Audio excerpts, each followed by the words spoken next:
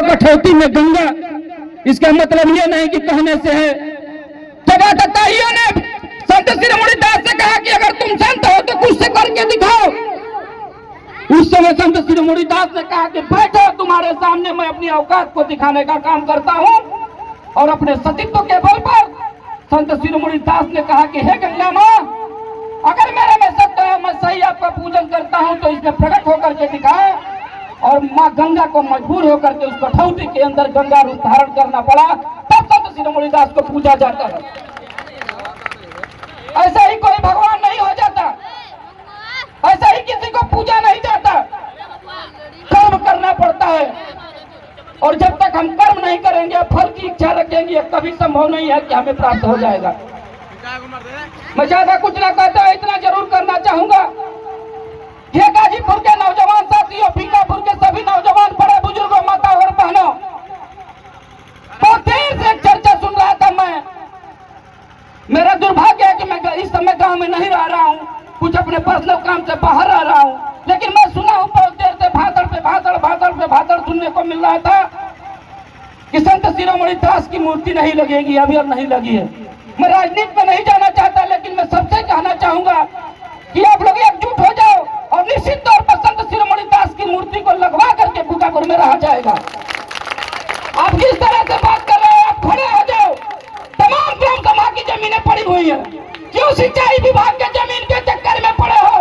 मैं कहता हूं कि बीकापुर में इसी हरिजन बस्ती के बगल में तमाम सिंचाई ग्राम सभा की जमीन है, कब्जा करो और संत शिरोमणि और बाबा भीमराव अंबेडकर की मूर्ति को स्थापित करो। मैं आपके साथ खड़ा हूं। मैं पहले भी इसी मंच पे कहा था कि देवताओं के साथ, अपने महापुरुषों के साथ राजनीति नहीं होनी चाहिए। हम अपने महापुरुषों के साथ खिलवाड़ नहीं करेंगे। उठो बीकापुर के नौजवान साथियों और अपने हक और हकूक के लिए लड़ाई लड़ो। मैं कहता हूं कि संत रविदास की मूर्ति लगेगी और लग के रहेगी, इसलिए आप खड़े हो जाओ।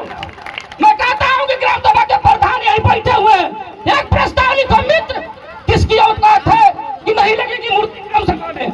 लगेगी। मन साफ करो और निश्चित तौर पर लगने का काम करेगी।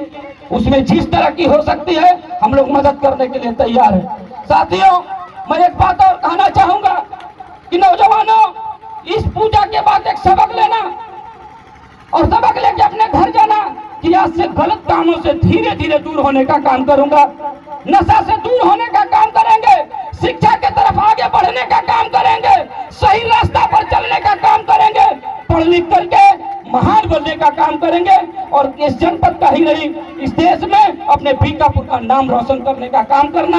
आज से पढ़ाई लिखाई पर ध्यान देना, मेहनत मजदूरी करके। जब मेरा बाप पढ़ाने का काम करता है, आपका बाप पढ़ाने का काम करता है, और जब पढ़ाई में आप फेल हो जाते हो, असफल हो जाते हो, तो पूछो उस माँ बाप से कितना दर्द होता होगा।